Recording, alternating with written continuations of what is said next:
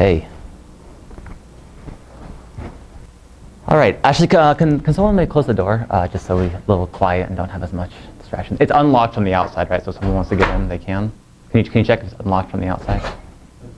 Okay, they're both the same. Yeah. Okay, well, hi everyone. Welcome to 15884, 484, and there's also an ECE number for those registered. So there's 3 different numbers for this course. But welcome. This course is about, the title is Computational Methods for the Smart Grid. Though really, I thought this virtually the same course last year called Computational Methods for Sustainable Energy. These two, I'm sort of, there's no difference in the actual material to a certain extent, but trying to play with different names and see what makes the best fit for the actual material in the course. Today in the lecture, it's going to be mainly an introduction. We're not going to cover any technical material today. I'm going to introduce what we're going to learn and also provide some motivation behind these topics. Why should we care about sustainability in the smart grid? And then secondly, the second part is the computation part. Why should we care about computation? And why is computation necessary to actually address these problems like this? So, you know, this is an elective course. It's not that big a course. So by all means, it should be as interactive as possible. Interrupt, ask questions. I am filming all the courses, so all the lectures, so you'll be able to watch them later. But do come to class because it's part of the class is probably the interaction and just sort of the discussions that come out of class. Those are mainly intended as a resource for you to go back later. And then if you miss something, because it's sort of an advanced course, there's no textbook that goes along with it. So a lot of the material, if you miss it the first time, you might be able to go back and watch the video again, sort of brush up on that.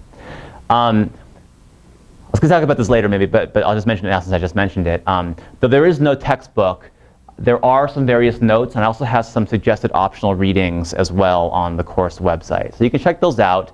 But really, the material in this course is covered by the slides and by the lectures, and then by whatever supplementary notes I may provide.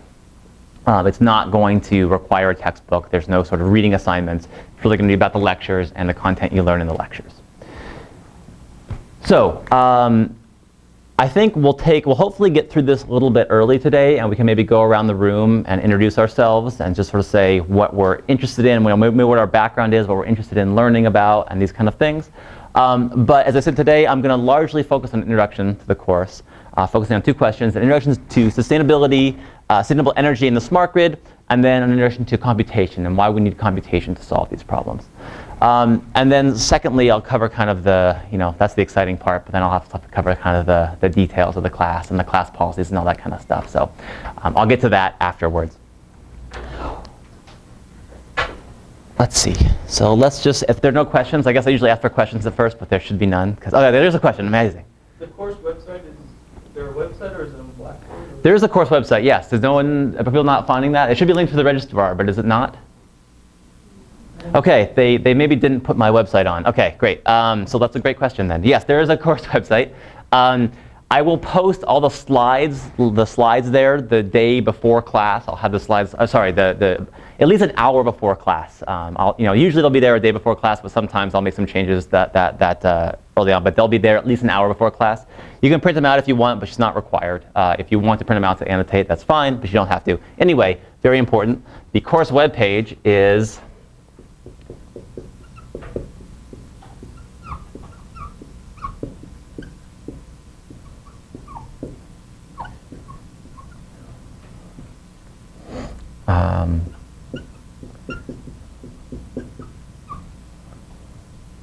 I'll put it on 2 lines.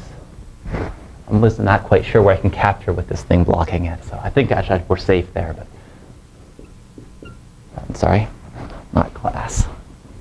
Actually, someone has a PC. Could you just go to this website and make sure I'm writing it correctly here? Because I pluralize some things and I don't. So let me make sure this is in fact, the website for the course. Can you try that out and see if it goes there? Okay.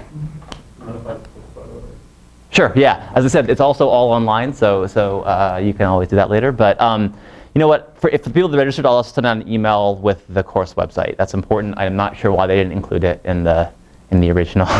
And it's also linked from my webpage. If you just go to my webpage, Zcoulter, you can and then click on the courses tab. There's a link to this course website. So hopefully you'll be able to find it pretty easily. Great question. And are there any other questions? Because there may be questions. OK. Let's get to the first introduction then. And as I said, interrupt while I'm talking about this. This is sort of meant as a very broad introduction. So by all means, ask questions as we go.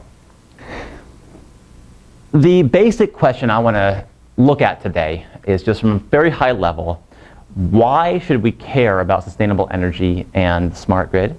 And secondly, why do we need computation to address these things? This is a computer science course, so we're focusing on the computational elements of these types of problems. But why is this necessary? Why can't we just be in ECE and use laws of physics to solve all these problems?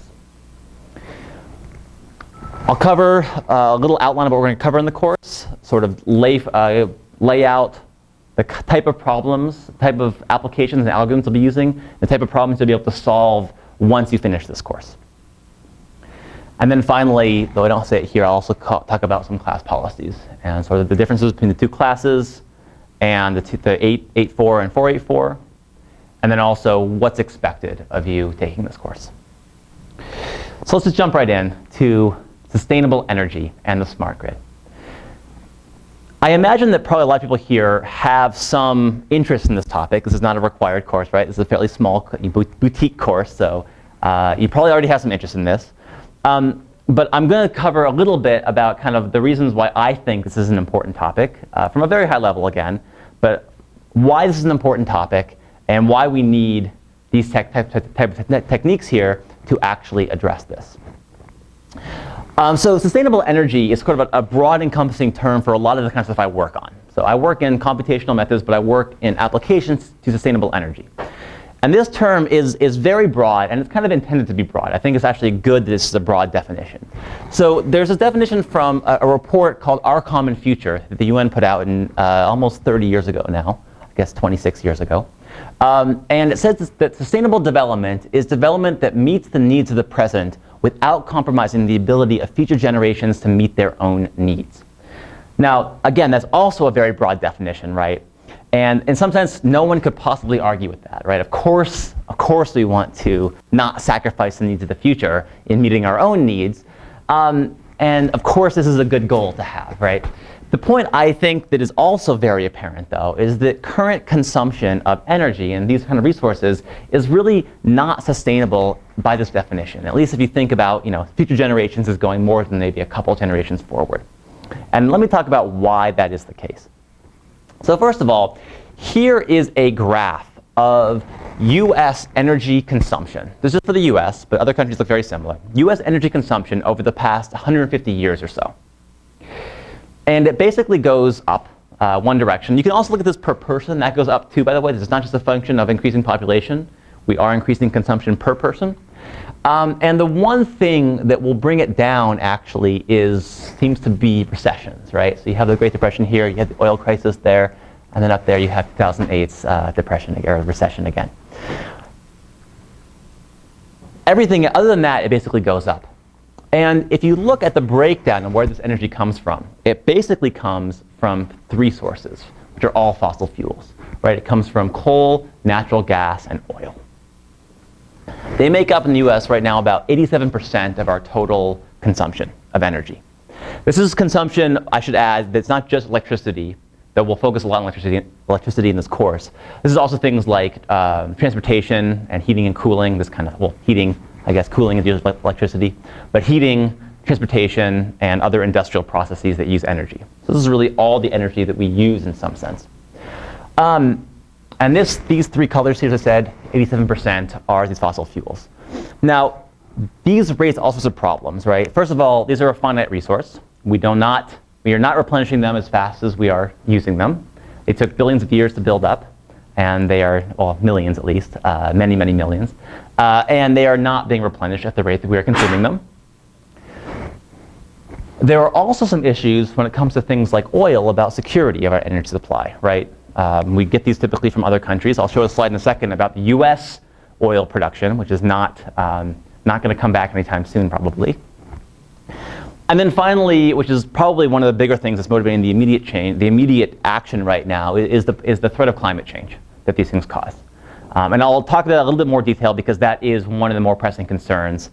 There is a lot, I should say there's a lot of argument. I won't use the word debate about this topic. There's a lot of argument about this topic. There isn't really a lot of scientific argument about it. It's more become a political issue, and I don't want to really delve into that because this course is not about climate and anything like that. But I will kind of give a brief overview of why we think it's a problem and what we think is the actual issues and what might be the reasonable debates to have about these things. So if you look at this graph, though, there is some portion which we would call coming from some sort of renewable sources. The blue line here is, I think, nominally renewable. At least it's not fossil fuel based. Maybe you can argue whether nuclear is renewable or not. But it's from hydro, nuclear, and biomass. And biomass here does not mean corn. It means wood that people burn for heat. So about the rest of it comes from that. And if you really kind of squint, I guess this is a pretty good projector, so you can actually see a few pixels on this projection. At the very top there, you can see a few pixels that are colored green. And those are what we kind of typically think about as renewables. That is wind, solar, and geothermal. These make up a tiny fraction, about 1% of our current energy consumption. And yet these are what we sort of think about when we think about the smart grid and renewable and sustainable energy. Right? So changes are coming in a certain, to a certain extent, and we need to know how to we want to know how to increase that percentage and do it in a way that actually doesn't make the whole infrastructure collapse when we do that. And to a large extent, that's what this course is going to be about. I think the smart grid, to a large extent, is a term used to talk about how we're going to be more flexible and integrate more of those renewables. So let me delve into this a little bit more, and I just want to show a few more pictures here. But to highlight the point that these things here are in fact finite resources, which everyone knows they are, but the question, of course, is how much do we have left? I mean, we are living in natural gas country here, right? So there's been a huge amount of natural gas discovered recently. We probably won't run out anytime soon of this resource. It may be more secure than oil and things like this, but these are fundamentally finite resources, and we are undeniably using them faster than they are building up. So if you look at, for example, US oil, this is a graph of US petroleum production. And people talk about peak oil a lot, right? And it's unclear when the world will reach peak oil. But in the US, at least domestically, we've already reached peak oil. So this is an interesting point to take home. We did it in the 70s or 60s. We are not going to start producing more oil anytime soon just because it's not economical. There might be some more oil. There clearly is more oil in the country, but it's just not feasible to keep ramping up production more and more. And this similar thing happens in a lot of other countries. We haven't quite hit that for coal yet in the US, I don't think, or natural gas certainly is kind of taking off right now. But this kind of graph is very, very common. We find a resource, we use it for a while, and then it starts to peak, and then it goes down. So again, the estimates of when these things will run out, whether it probably will not be in our lifetime for a lot of these things, but they are finite. And that's a sort of an important point to take home, is that this is not a resource that we are building up as fast as we are using it. So that's sort of the first motivation. The second one really is, though, which makes this problem much more immediate, I think, is this issue of climate change, right? If we just talk about the resources we have available, maybe, okay, 100 years, that's pretty good, right? I mean, we can maybe go 100 years, and then it's sort of funny to think about what people 100 years ago thought about what we would be doing right now. Maybe it's silly to think about 100 years from now in terms of technologies available then. But the more pressing issue, at least in a lot of respects, is this issue of climate change. Is this issue that are we degrading the climate of the planet in a way that will not be fixable, or at least it will cost a lot more to fix later than it will cost to fix now. And really, that you should sort of think about it in some respects like that. Are we causing harm that will take a lot more work to fix later than it will take to fix now? So this graph here now shows the CO2 concentration in the atmosphere for the last 1,000 years or so. And right around the time of the Industrial Revolution, not surprisingly, this started going up. And it's not, I should say, not at all debatable that this is caused by human burning of fossil fuels. This is exactly, the traces of CO2 we have are easily traceable to the actual fossil fuels we're burning. And If you go back further, though, I mean, this is sort of an impressive spike right here. But if you go back further, this is really an unprecedented event, at least in modern history. So if we can look back to about 600,000 years before the present, and what you see is that CO2 levels do change. We were actually at a high point already to start with, so maybe that's a bad thing. But CO2 levels do change. But the rate at which they are changing right now really is fairly unprecedented, again, in modern history. By the way, the way that they get these things, these old CO2 levels, is they drill ice cores in Antarctica, and they measure the CO2 levels there. So they can get pretty accurate measurements of CO2 levels to this far back. Before that, we don't have ice core measurements anymore. We start hitting rock or can't dig that deep, and so it can be hard to get estimates past that. But this is a pretty good estimate up to this point. And the graph I showed you before looks like a straight line going up on this graph shown here. So we really are in unique times here, geologically, I guess, or from the perspective of the ecosystem. And of course, the problem with this isn't just the CO2 in the atmosphere; it's the effect this is going to have on a lot of things, namely temperature being the one that's highlighted the most, right? So now there's a lot of, as I said, argument about this. People argue about how big a deal it is that CO2 is going up. It's undebatable that it is going up and that we are causing it to go up. But the argument, I should say, revolves largely around what the effect of this will be. Now, the issue at stake here is something called the climate sensitivity.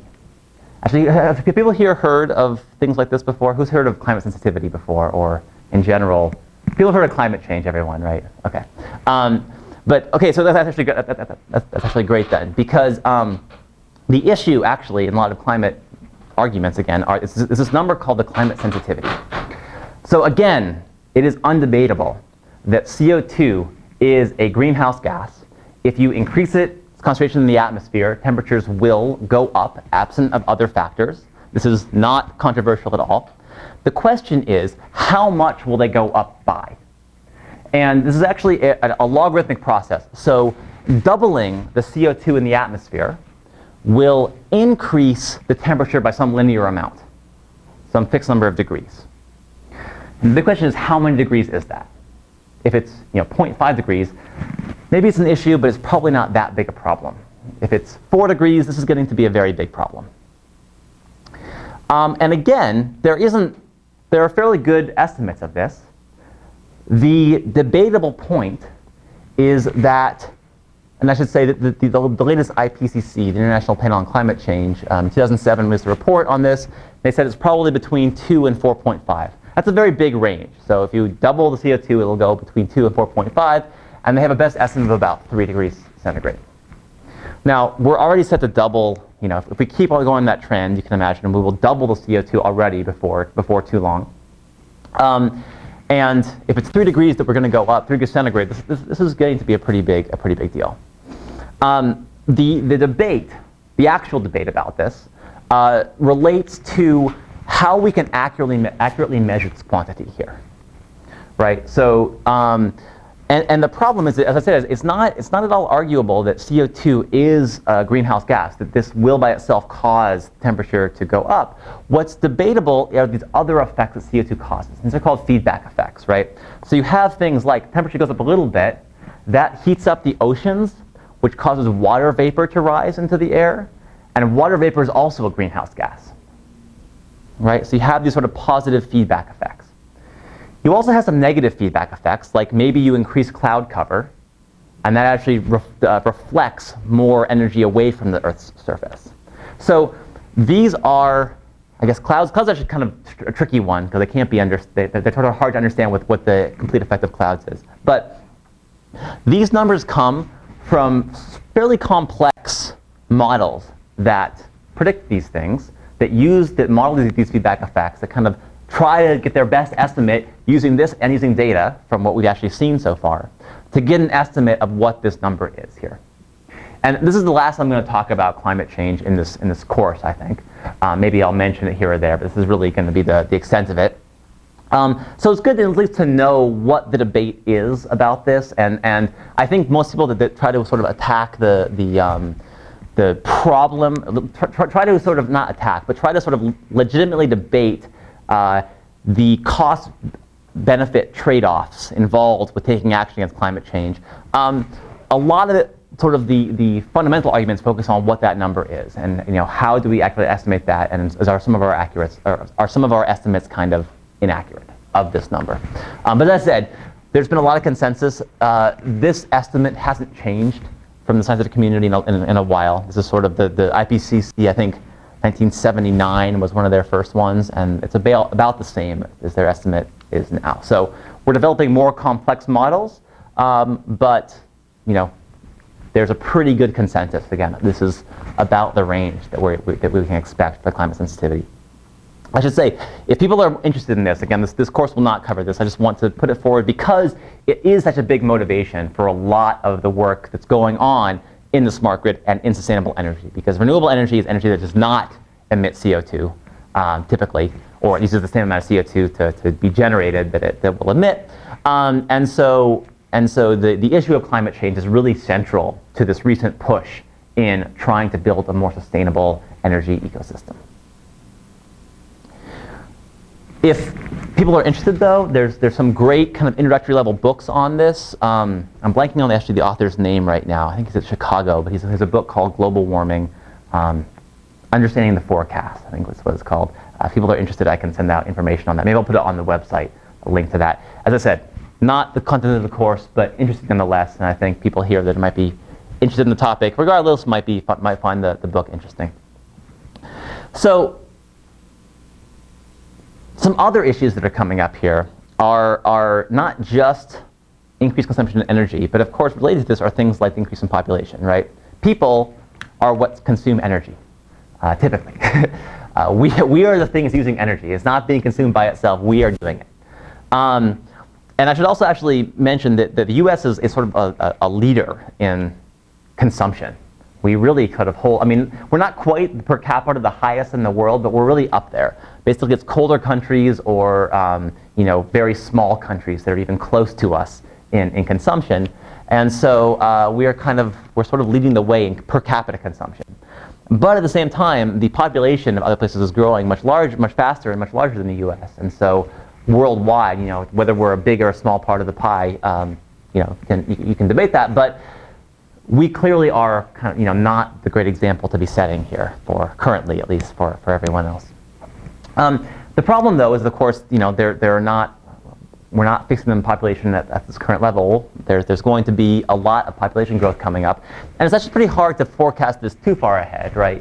Europe and the U.S. have actually kind of levelized in terms of population growth. They're not growing very much, but places like Africa and Asia really are. They're still having very, very high population growth. And I think someone, I forget who this was, but someone mentioned to me at one point that long-term forecasts of population are very hard, right? There's lots of dynamics involved there.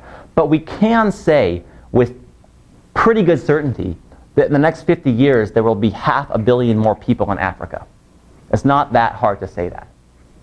So this is a huge number of people that they're going to be added to the population in 50 years. And they're all going to be consuming energy and using fossil fuels and all those kind of things.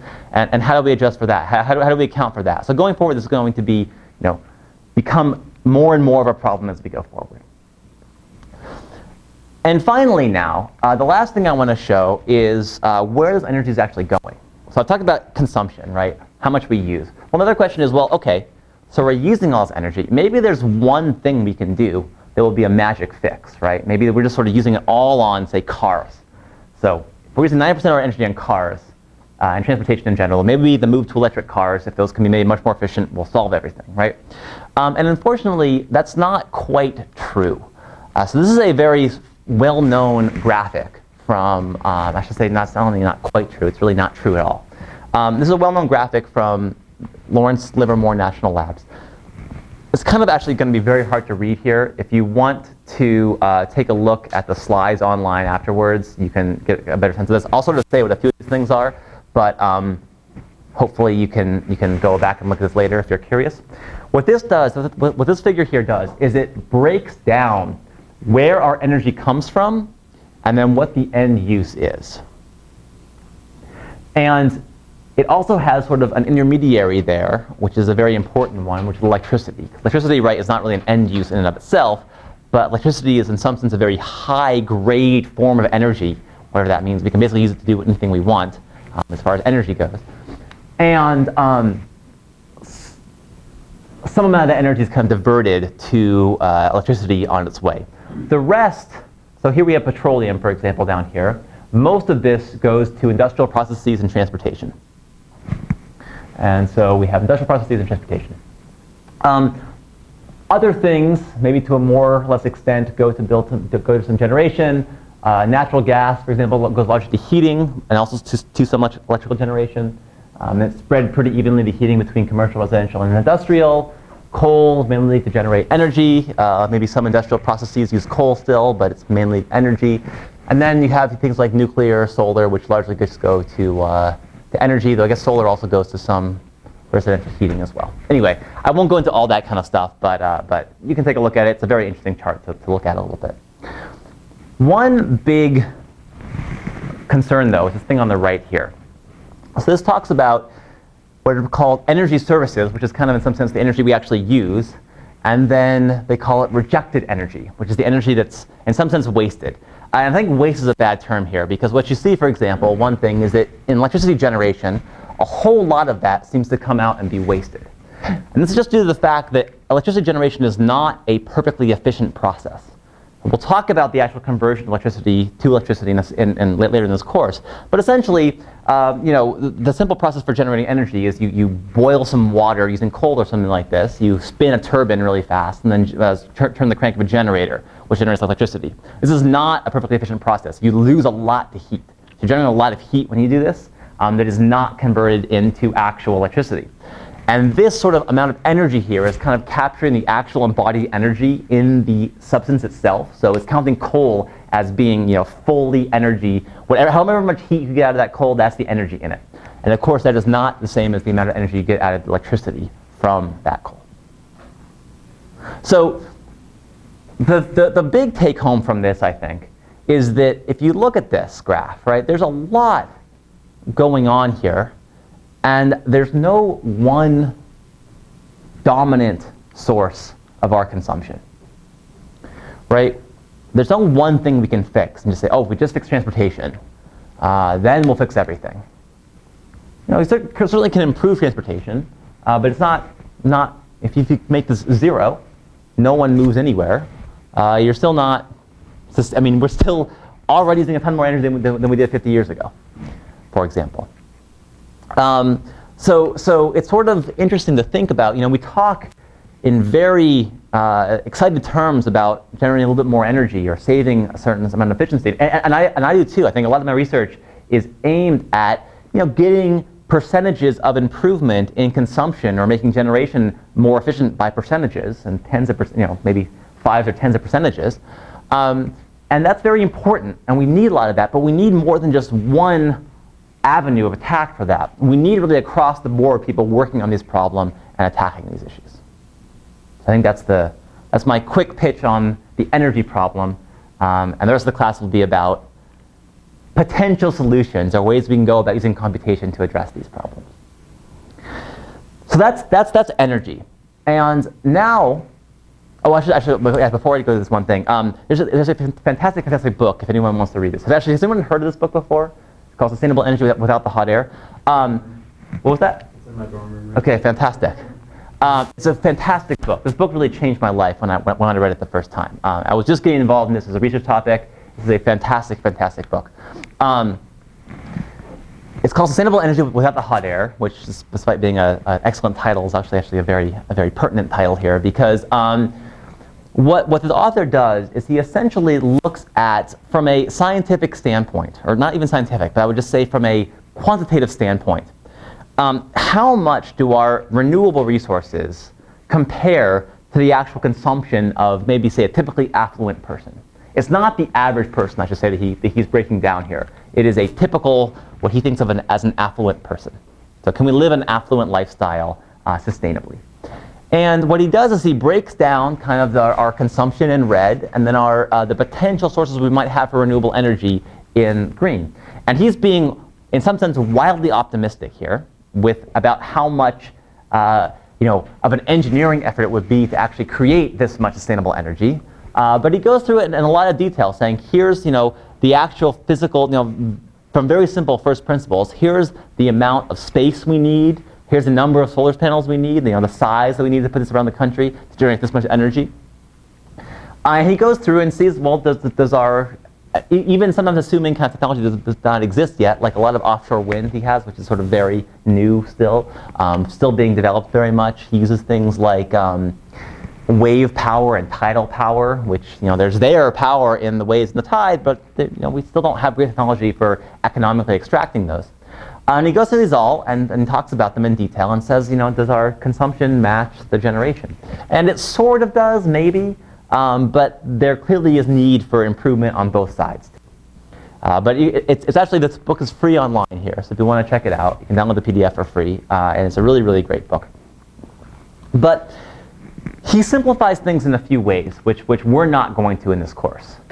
And the first thing is, well, first of all, he sort of simplifies that economics don't matter in some sense. We're going to, however much it costs to build these wind farms, we're not going to worry about that yet. I guess he's not saying it doesn't matter. He's just saying let's not worry about it yet. Let's just figure out if it'll work or not first. Then let's worry about how to actually economically do this. That's the first thing. And the second thing is he's counting here total energy. So you add up the energy that a wind farm will produce, and he's treating that as essentially a commodity that you can then just use as electricity, say, or as just raw energy. And what we're going to talk about in this course is the fact that this is not going to work. I mean, it's not like he doesn't know this, but this is not a sufficient way of actually distributing energy and electricity to people that need it, given the generation. So the big issue here, of course, is that, for example, wind farms are intermittent, right? They produce power that you don't know when it's going to come. So we will talk about how to predict that kind of stuff in this course. You don't know when it's going to come.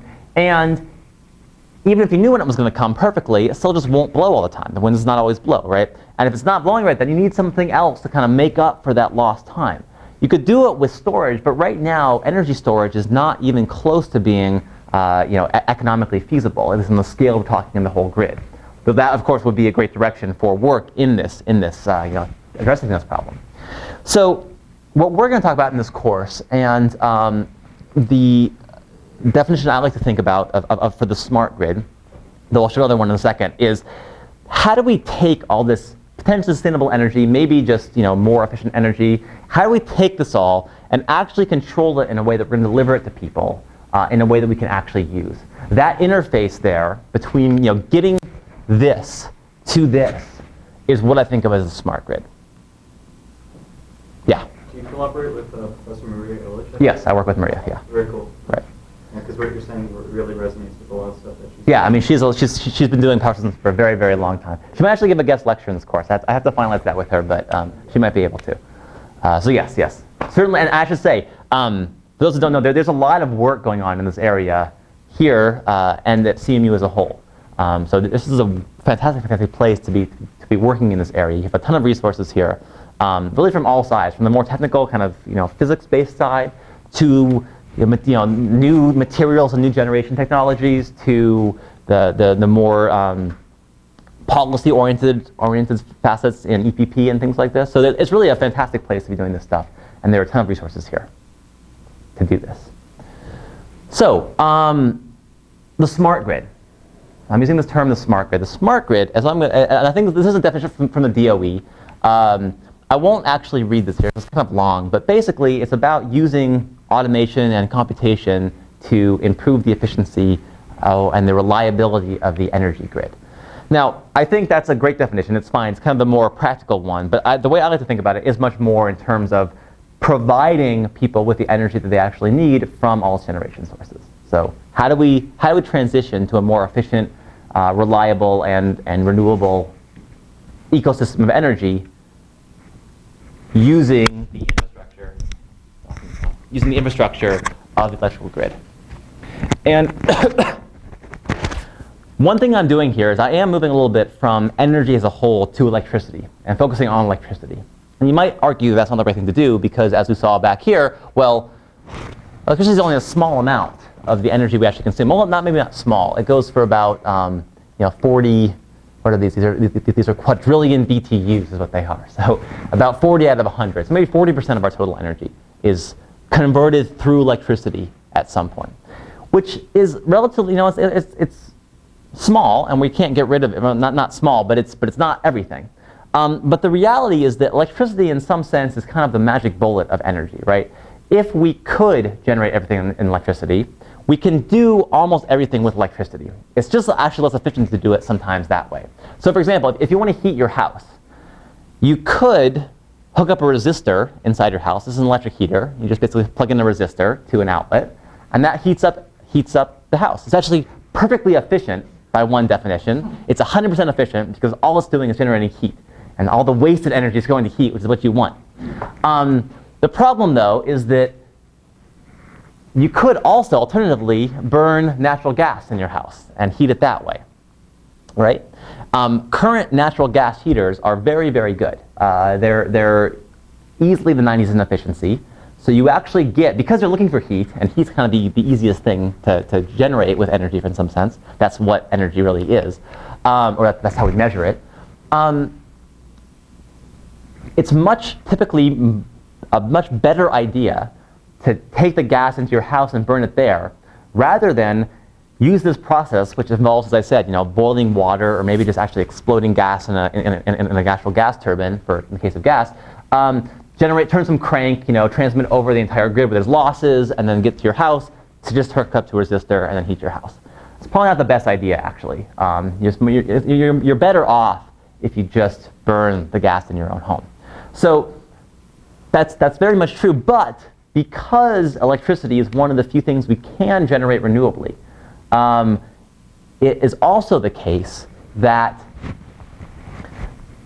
if we did have kind of an infinite source of renewable electricity from, say, always on solar, maybe encompassing the entire world or something like this, I'm making this hypothetical right now. I'm not going to advocate for that. If we could do that, we basically could do any of our energy tasks with electricity. There's electric cars now. Cars are the big thing that currently is not electric at all. But there are electric cars. We could transition to those things, and we could actually do it all with electricity. So that's why electricity, while currently only a small portion of this, is kind of the focus for a lot of future research, because it actually is something that we can generate renewably and something that we can sort of use for all our energy needs. So let me now, this is sort of what the smart grid is, and I think the notion of the smart grid, you see it there. Even the DOE, which typically is very energy focused, they're kind of traditional energy. They think of energy very traditionally in a lot of ways. They even talk about it being computer based. So there's already in the first sentence of their definition, there's the talk of computation. And I guess the question then is, well, why do we need computation?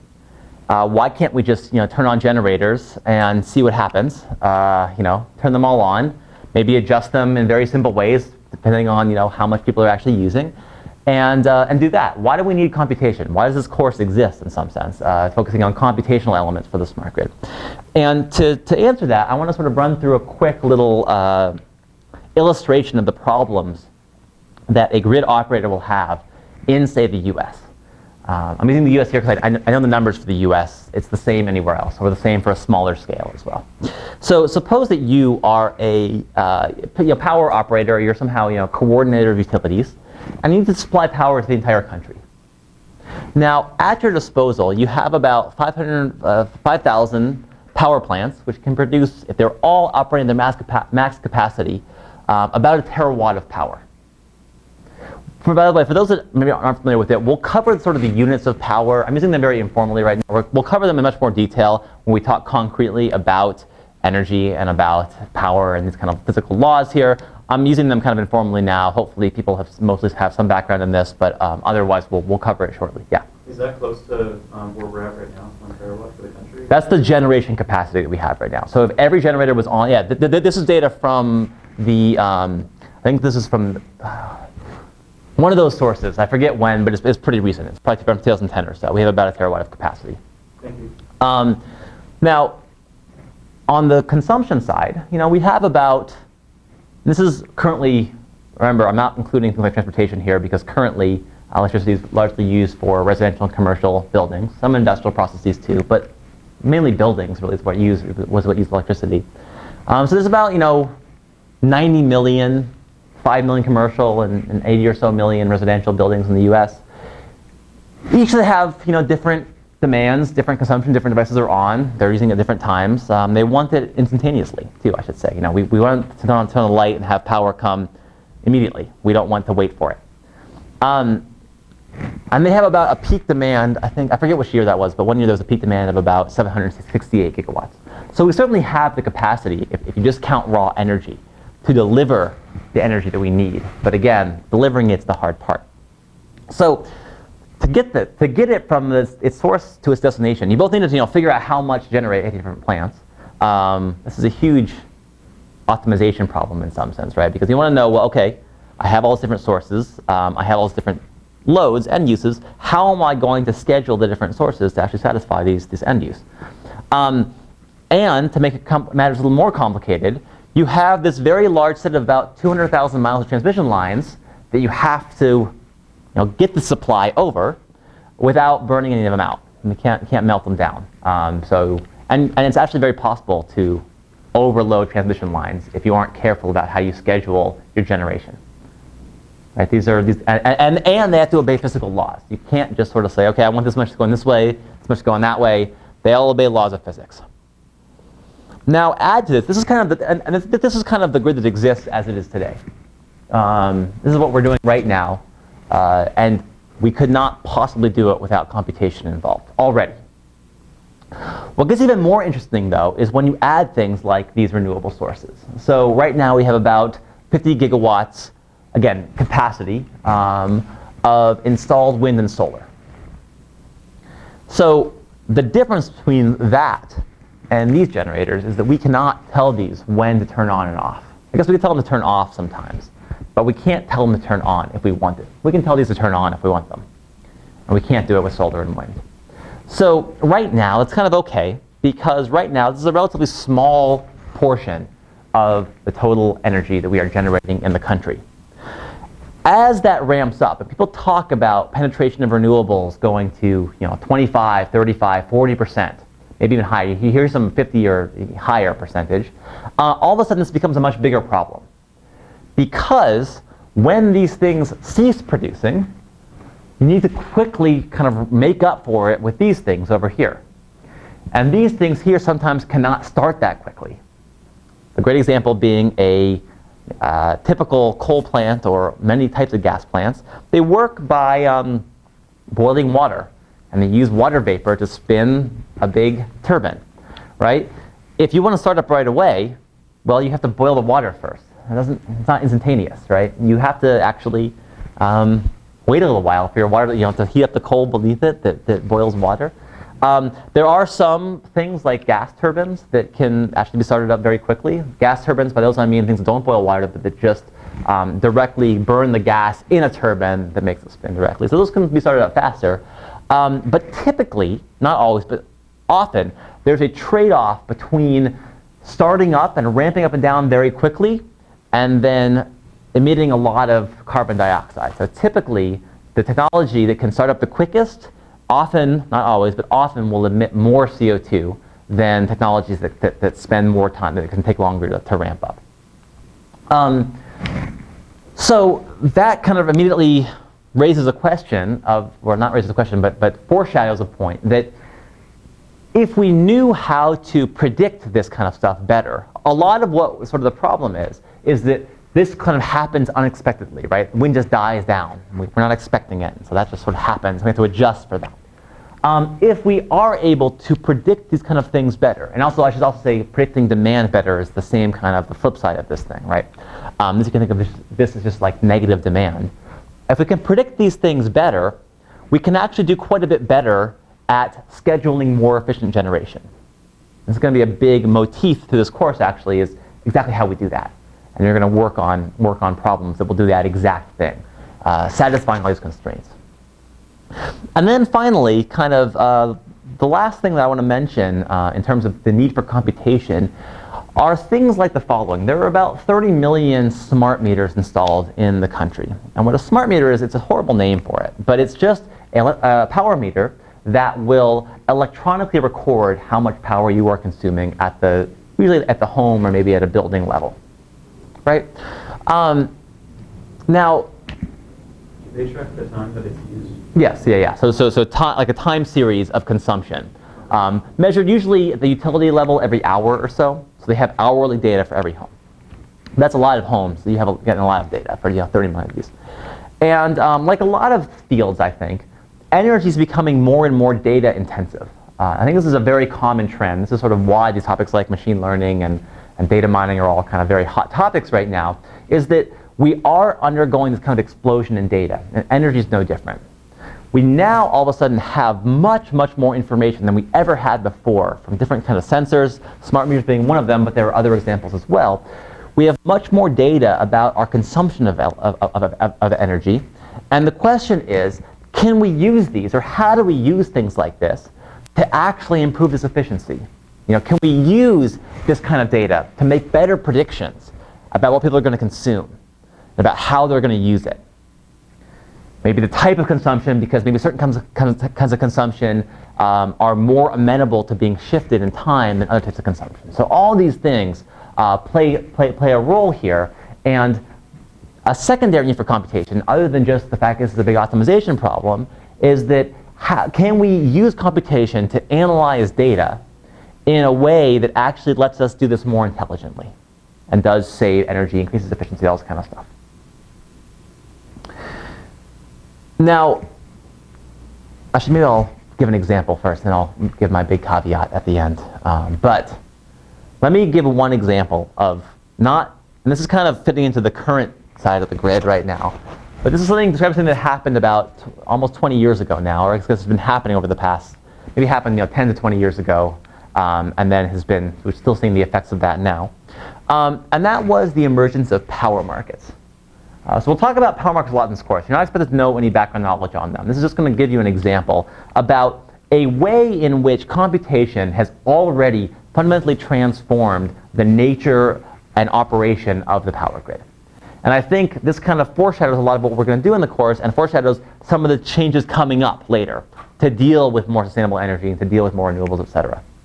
So in 1935, which is we were getting out of the Great Depression, right? So we were building a lot of programs, sort of were centralizing a lot of different sources, with the different resources. They passed what was called PUCA, which is a Public Utility Holding Act. The government passed this, and it basically said that utilities were monopolies. The utilities, everything was sort of owned by the same stack, and the generators were owned typically by the states, by state governments, not necessarily owned by them, but at least regulated by them, in a way that wasn't at all a market. It was just, you are tasked with producing this much power, and we're going to do that, and you're going to produce that much power, however much we tell you, and we'll supervise sort of the coordination of generation and with what we see as the load. So for a long time, really, this was overseen, generation was overseen by single utilities that really kind of provided all the energy for the entire region they were serving. Now, in 1992 and 2005, this law was repealed. And at least in the ideal case, there are debates about whether or not this has worked, I think. But ideally, the goal of this was to open up the market for competition. So there are still utilities right now that kind of they actually, there's no competition like this on the delivery side. So you still get your power from Duquesne Light here, no matter what. They're the ones that deliver your power, and you pay them your bill. But the actual generation, the actual generators that are producing this energy are not all owned by Duquesne Light anymore. There's actually now a competitive market that determines which generators should be producing what amount of energy and how we should be coordinating these things. That's not determined by a competitive market. The question, though, is how on earth can that work in the electricity market? So in a lot of other markets, there's actually very easy ways to solve this, because you have typically, producers have what are called cost curves that basically say how much of a quantity, how much of a item can they produce for different, what's the cost of producing different amounts of different items.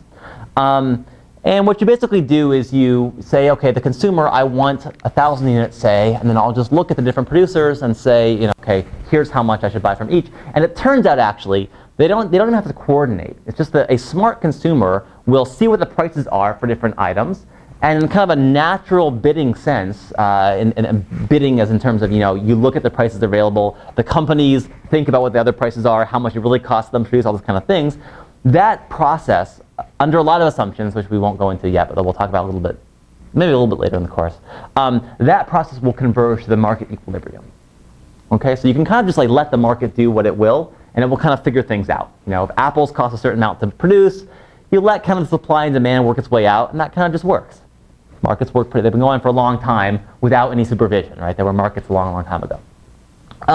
Power's a little different, though, because power, there's no time to really have this bidding system, right? You don't want to turn on your light switch and have different people work it out, how much you're willing to pay for it, how much they're going to generate, how much will it cost them to do that. You want it instantaneously. There's a need for instantaneous generation. There's also, right now, no way to store significant amounts of energy on the grid scale. So unlike, again, things like I guess the widgets are what economists always use, right? Whatever a widget is, they always use that example of something people want. Unlike a lot of goods, you cannot just set aside energy for later if you have too much of it right now. You can't store it away and wait until your consumer wants it to then give it to them. We want it right now, and we can't store it to sort of keep it for later if we have too much right now. And then finally, there are these constraints of the transmission grid. So even if you have generation somewhere way over on the other side of the country, and I want it here, we can't always transmit it. Even if it's actually close by, you can't sometimes transmit it because it would just overload the transmission grid to get it from point A to point B. So how do you actually go about having a market, even for generation, in a power system? Or how do you go about having a power market? And people didn't really, this wasn't a thing for a long time. It was utilities would solely figure out how much they need to generate, and they would just do it all in one unit. Then in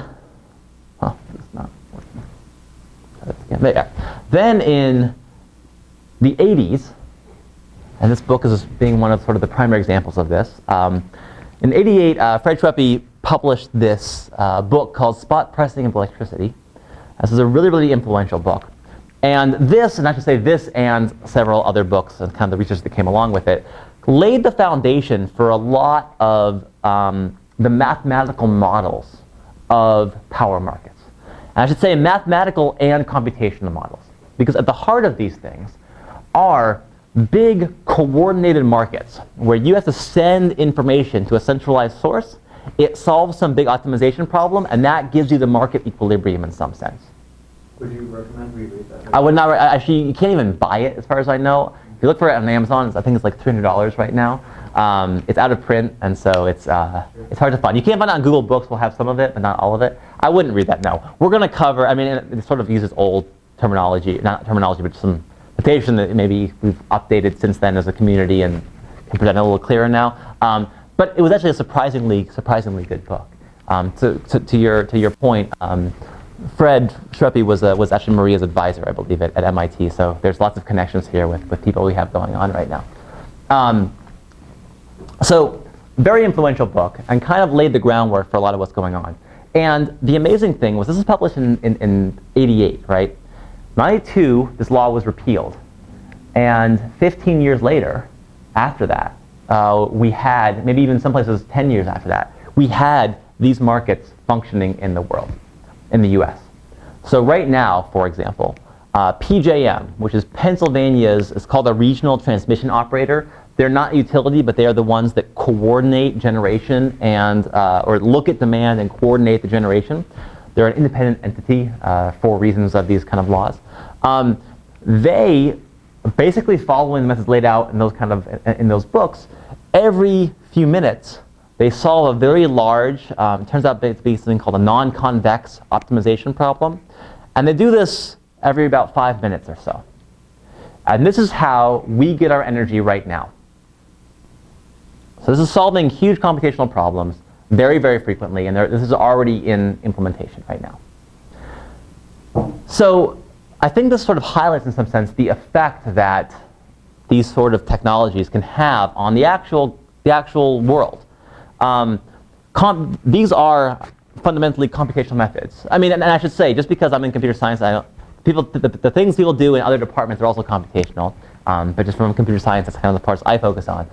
These were electrical engineers doing this, so this is coming out of electrical engineering. But this is computational work. They're solving these things with computers, and that's the only way it could possibly be scaled to the current size it is right now. This is already how we get our energy. And what these plots show, for example, is the different pricing at different times. So this is actually a price over time of energy at a particular node in the network. This one shows the predicted and actual demand. There's different nodes in the network. So you can actually go to PJM's website and look at a lot of this data. It's just pjm.com. And there's really a huge amount of sophistication behind what's going on right now in the grid.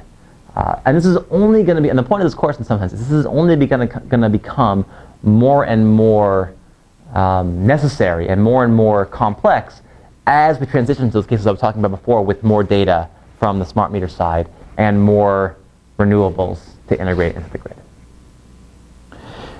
So that's sort of the extent of my motivation for a lot of this, right? Because this course is really going to focus much more on techniques rather than just the big picture, but it's good to understand the big picture. So again, sustainable energy, I think probably people here already appreciate it to a large degree. People are already excited about it. That's why you're probably in this course. Very, very important topic, very, very critical to the future of society.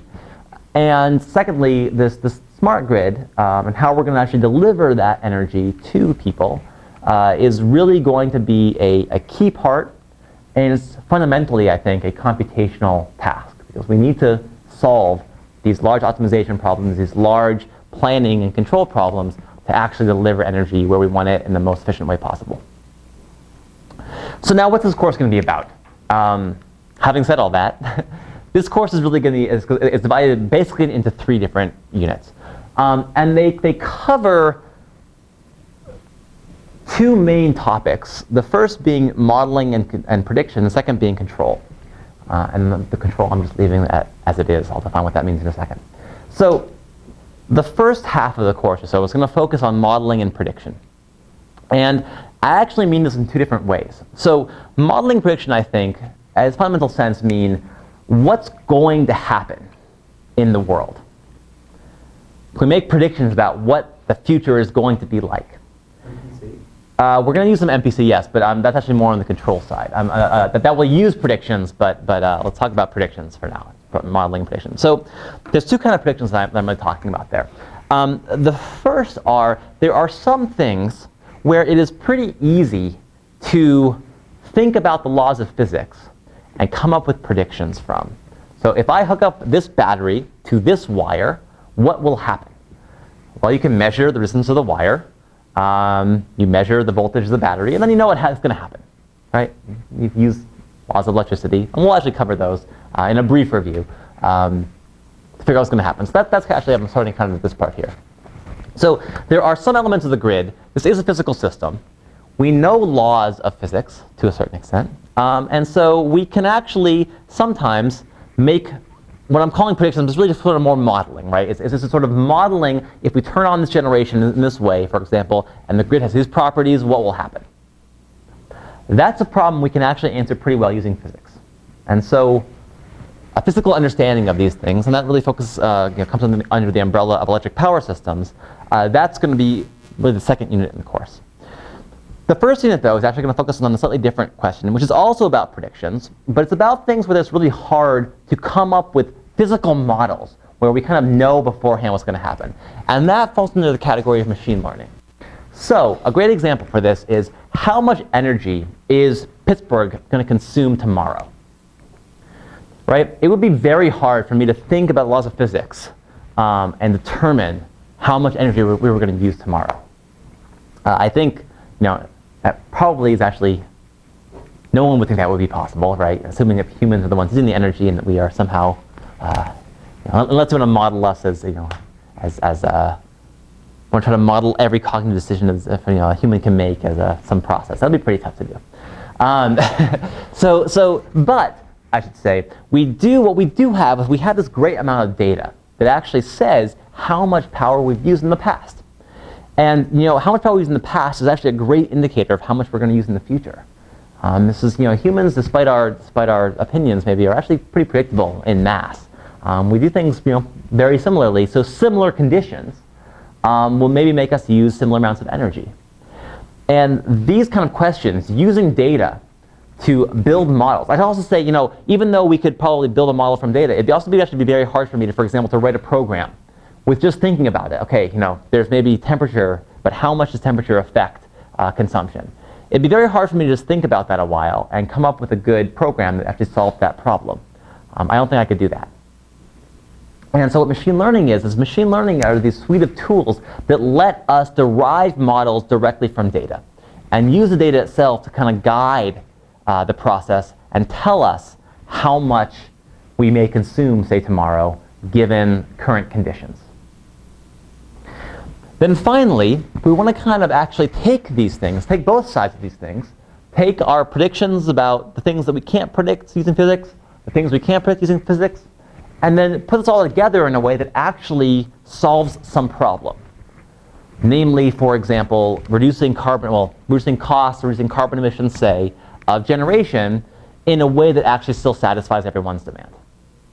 This is typical control optimization problem that you might have for a power system, and we want to know how to put this together to solve a problem like that. So that is sort of the broad scope of the course, and these are the 3 units that we're going to cover in this course. And I'll highlight this again, but other than power systems, which are admittedly pretty specific to the power grid, the majority there is actually fairly general techniques that can be used in a lot of different areas as well, right? So these are sort of general computational methods that really have a huge amount of application in a wide variety of domains. Things like, ranging from biology applications to natural language processing applications to more maybe on the control side, maybe more other planning problems that have anything to do with energy. But we're going to focus on them in the context of electricity and the smart grid in this course. So this course, from another perspective, is really about 2 things. It's about applications, and in each of those we're going to talk about applications. So things like electrical demand prediction. Can we use machine learning to predict demand? Predicting renewable resources, computing, understanding building energy consumption, computing solutions to a problem called power flow, using distributed storage and control to sort of coordinate generation and demand with storage there. So these are all kind of applications we'll be looking at and focusing on in each of those units there. Secondly, though, this class is also going to be about algorithms.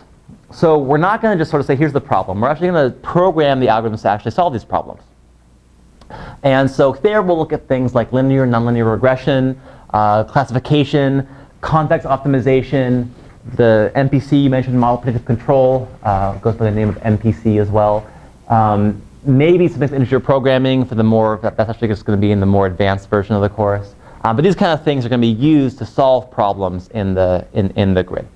And the focus is going to be on applying these algorithms to real-world data with a focus on actually implementing them. So you're not just going to learn about the algorithms. You're actually going to implement them to solve problems on real-world data relating to power grid problems. And that's really the scope of this course. That's what we're going to do throughout this course. How tedious is the work on mixed integer programming? It shouldn't be that hard. I mean, and that actually is sort of a maybe we'll get to that topic. I wouldn't worry about that one. And if we do it, we'll do it in a way that the actual algorithms there, we're going to cover up a little bit of the details that are going on. So some of these things it's actually kind of hard to develop kind of the core algorithms for. Things like context optimization. If you have to program an actual solver for a lot of these things, it would be very hard to do. So for some of them, we will use libraries to solve these things. The important point is to know kind of the algorithmic modeling techniques and the sort of libraries you can use to actually solve these problems in practice. So we will definitely use libraries to solve them, but we will be actually implementing the solution using these libraries. And so let me give an example then of a final course assignment. And this last year was the final homework assignment. So this year I might make it a programming assignment for those that want to do this as a programming assignment. I haven't quite decided that yet. Anyway, this is kind of putting together a lot of what we talked about before, right? And this is really covering those three topics that I highlighted before. So for a real-world power network and a real-world grid, forecast the likely demand and renewable resource generation at different points in this network. And we're going to do that with machine learning. Then we're also going to determine how power will flow in this network given different generations. And we're going to given different generation produce at different points in the network. And we're going to do this using power systems modeling.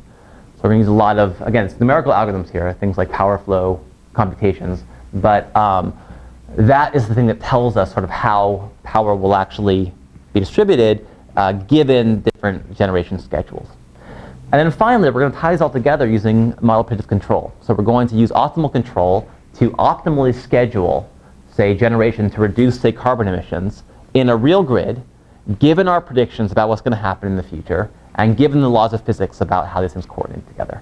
And so after this course, you will be able to do all those things and actually put these all together to create really, it's essentially almost research grade in terms of sort of what's going on right now on the cutting edge of research on these areas. But essentially, we're sort of, this is going to be a pretty advanced set of techniques you're putting together here to accomplish a problem like that. And as I said before, most of these techniques are actually pretty broadly applicable. Some of them, I mean, we're going to focus on the grid here and the smart grid, but they are general techniques that you can use in a lot of different areas. OK, so that's actually all I'm going to say about the course. The rest is kind of the boring details. So maybe before I go on, are there any questions? Yes. Well, yeah.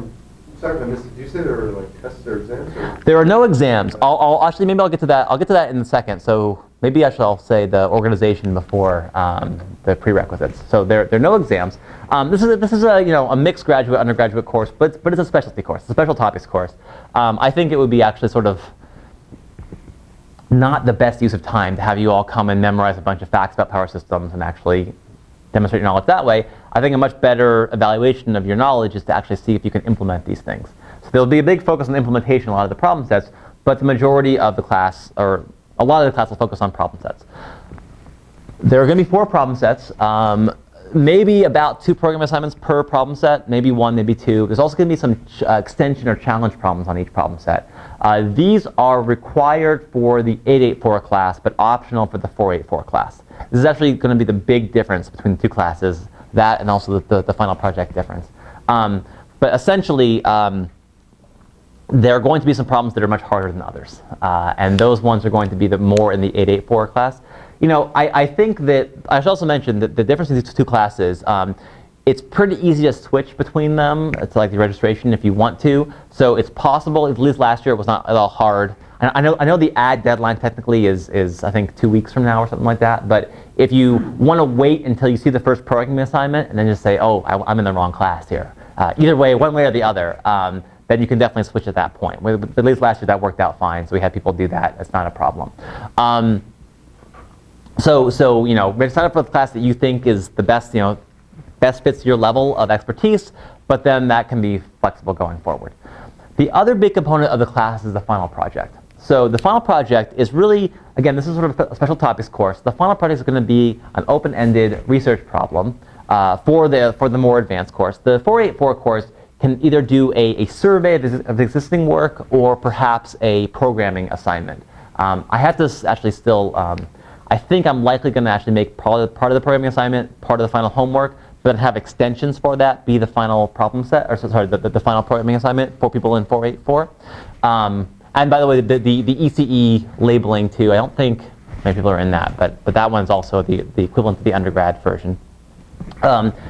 They will have an extension programming assignment to give there. that they can do in sort of in place of a research project.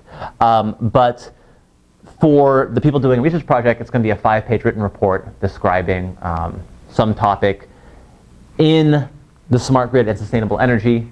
And you can do that in groups of 2 if you want to. So start thinking about this yet. It's not going to be quite time to think about it yet, but start thinking about it somewhat soon. Come to office hours. I'll post office hours on Thursday. They're going to be on Mondays. I'll post them by Thursday about when they're going to be exactly. You need to figure out the exact timing still. But come to office hours, chat about the different topics.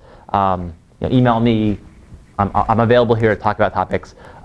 You have to come up with your own topic. I have some thoughts, but you will have to come up with your own topic. So think about what you actually want to work on there. Yeah. I have 2 quick questions. So is that all in lieu of a final test? Yes. Oh, awesome. And 2, when you're talking about controls, Mm-hmm. we're all focused on the smart grid. We're not touching on like generation or controls on a wind turbine or anything like that. Right. So we're probably not going to. I'm not going to think about like single wind turbine control. I'm probably not going to focus on that. We might have a small unit on control of like a single generator.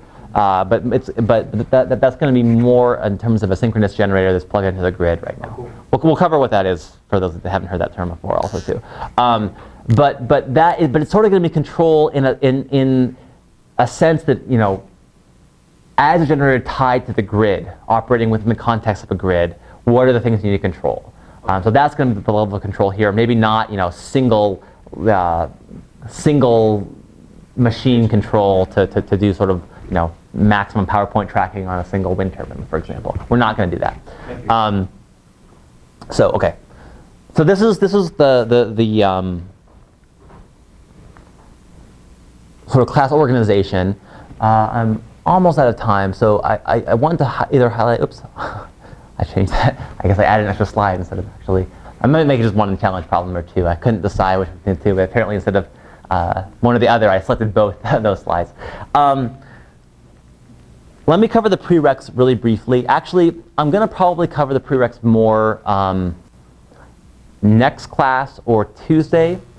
The prereqs for this course, there are no official prereqs. And I'm doing that because people come to this course from all different departments. And I think making, say, whatever the linear algebra course is, 36, whatever it is, a prereq would just not be that useful because people have had linear algebra and their applied courses before. And so I'm not going to force you to have a course and then come talk to me to get an exemption from that. But these 2 things, some programming background and some linear algebra, are really what you need in this course. I think, and again, I will have some review sessions for these things. We'll actually post we have some notes on the website. I'm actually also in the process of recording some video lectures that will serve as a review for those things. So you will have resources to kind of freshen up or brush up on these things if you haven't done that in a while. But if you have 0 background on those things, this could be tough, I will say. So I think last year I had one person that had not taken linear algebra before, and it was not easy to stick with it. So again, I try hard to make this as light as possible because this is a broad topic. I want people to be able to sort of take this course regardless of their background. But we do use math and we do use programming. So if you don't have any background in either of those, then you come talk to me at least, I should say, and we'll figure out if it makes sense or not. So let's see. So for example, the kind of and I should say we're going to use MATLAB, but it's pretty easy MATLAB. We're not going sort of pushing the boundary and vectorized, crazy class, object-oriented MATLAB here. If you can understand this example. It's actually fun to see what this example does. If you don't know what it does, it's kind of a cute little toy. It's nothing to do with energy. So this has things like for loops. It creates arrays. So the first thing, for example, creates a matrix X, this line here. I really hate pointing with a laser pointer, so I'm going to try to, maybe I'll get like an actual physical pointer. Laser pointers always, I think, are impossible to control, and they always make you go a little crazy. But the first line there sets up a matrix. P is going to be a, so what this does is it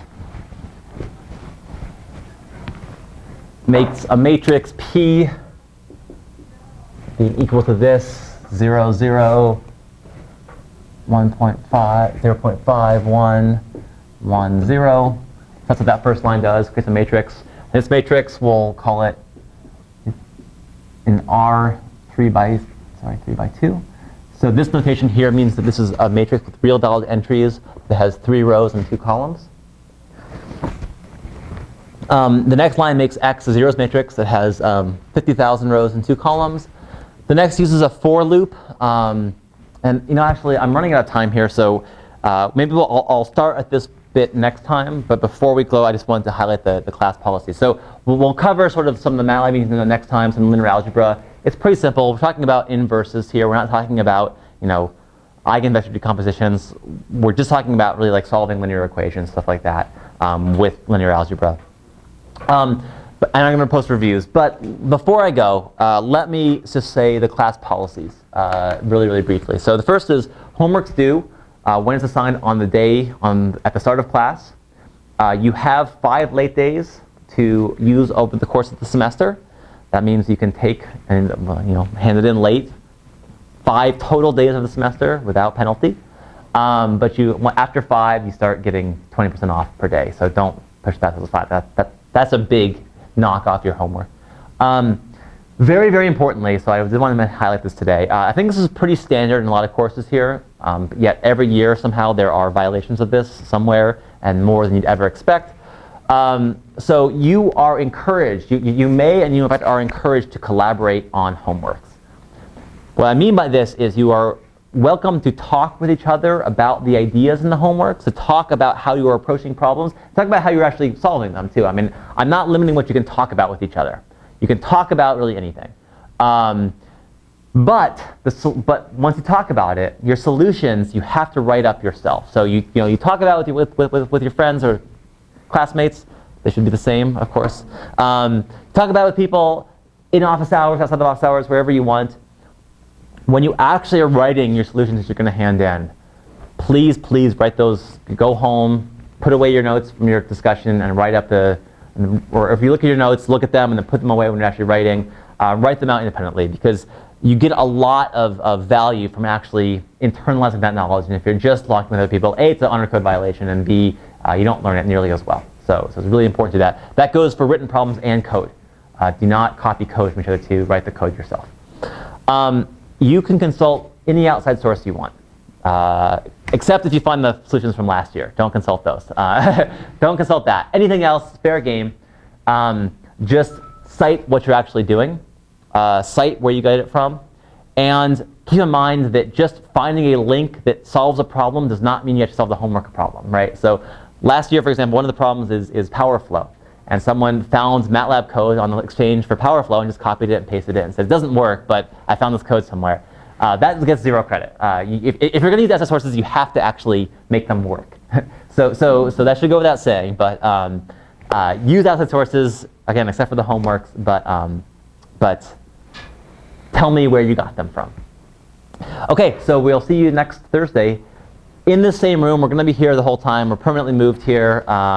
So send me emails. You can chat now after class, but I'll be around for a little while. So come talk, but I'll see you guys soon. So we're allowed to use code that we find on the internet as well? You can use code on the internet, yes, but as I said, I actually frankly think it will be oftentimes easier to just use the assignments logic than using code from somewhere else. Thank you. Frankly. Good one.